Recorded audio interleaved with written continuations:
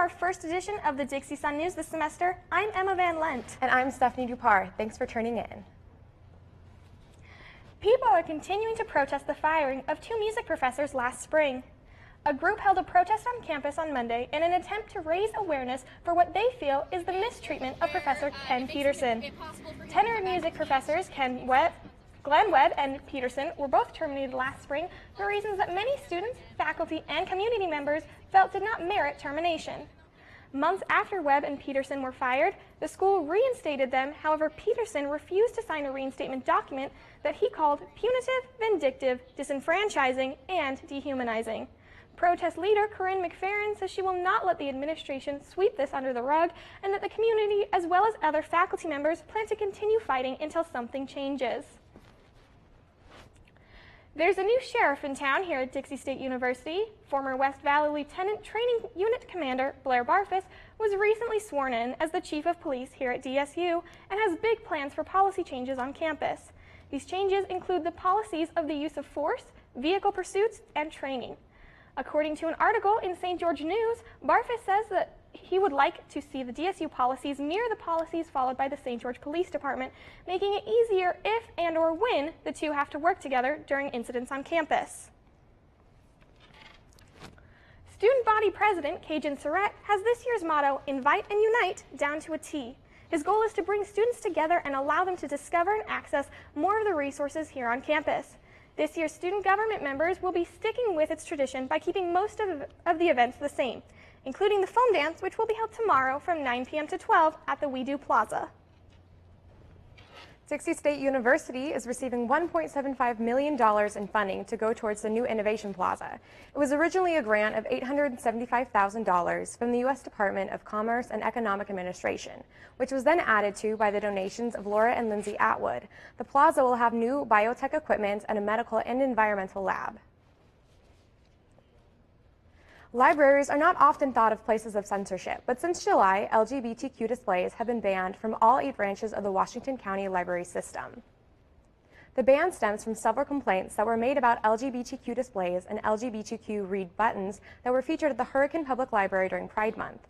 During a meeting with Equality Utah, Washington County Library Director Joel Tucker admitted that the LGBTQ displays were banned because they were pushing away a segment of the society.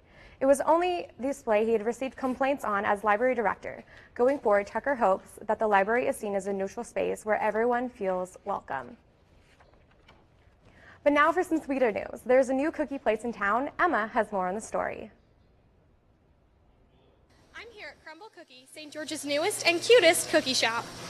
Crumble Cookie is a franchise that started in Logan, Utah, but the St. George location just opened its doors on May 24th of this year. The hours are from 10 a.m. to midnight, Monday through Saturday, and the store owner says one of the biggest draws to Crumble is the fact that the cookies are made from fresh ingredients every day in-house. Eggs are cracked fresh in our kitchen. Everything is made fresh here in the kitchen. So I think that's why we get that homemade feel on the cookie here in St. George. Another major draw to Crumble Cookie are their extensive delivery options that are available during normal business hours. When you're a student and you're studying, you want a snack or a break, it's the perfect thing to order for yourself, and it's just a good thing to have around. We deliver from 12 noon to midnight, but make sure you put your orders in before 11 because that last hour slot really fills up fast. Another huge draw to Crumble Cookie are their extensive delivery options that take place during normal business hours.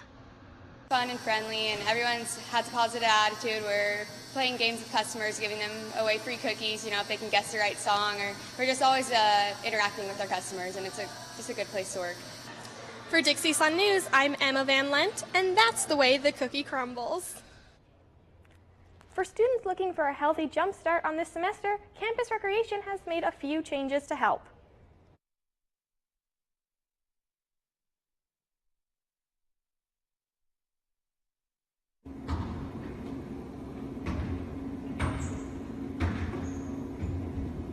This summer, Campus Recreation tweeted that there are cool things to come this fall.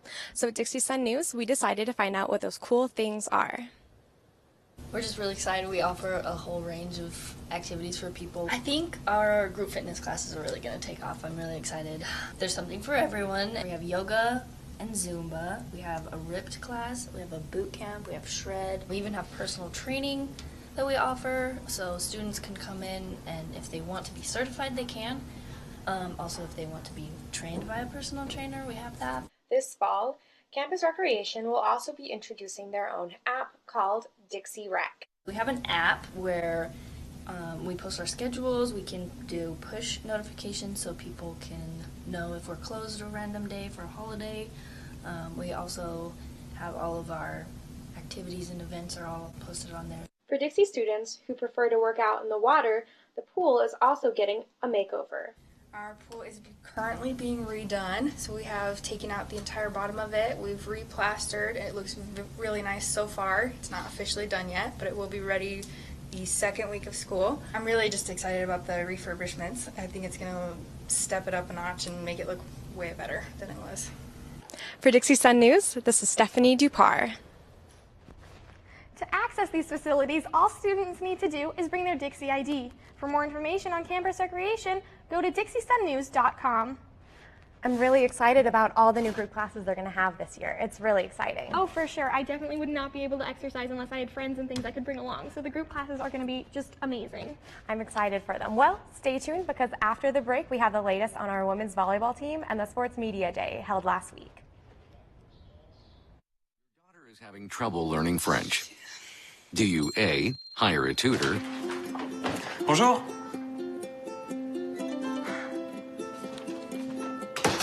B, enforce a French-only rule at home? Or C, watch some foreign films? When it comes to parenting, there are no perfect answers, but that's okay, because you don't have to be perfect to be a perfect parent. Teens in foster care will love you just the same.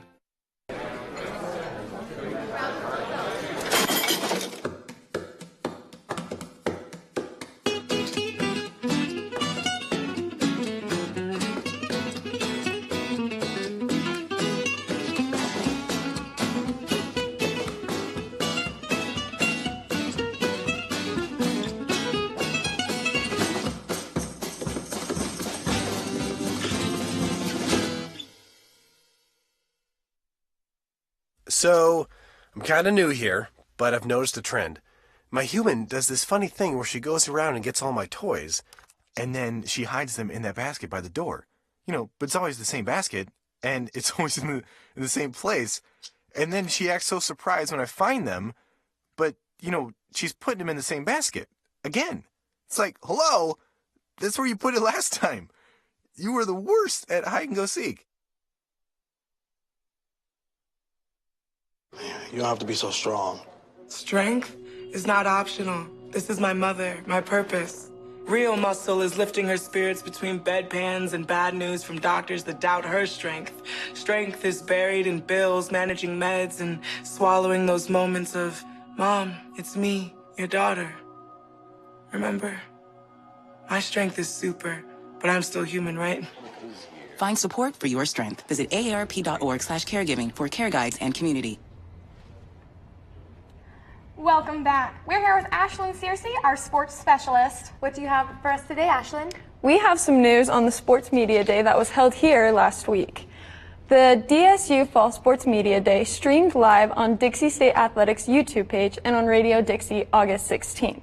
Head coaches and select players from football, volleyball, men and women's soccer, and men and women's cross country discussed their views on the upcoming season and the transition from the Pacific West Conference to the Rocky Mountain Athletic Conference, also known as the RMAC. Football head coach Shea McClure comments on how this change affected his team and what fans can expect from them on September 1st. You can stream Game 1.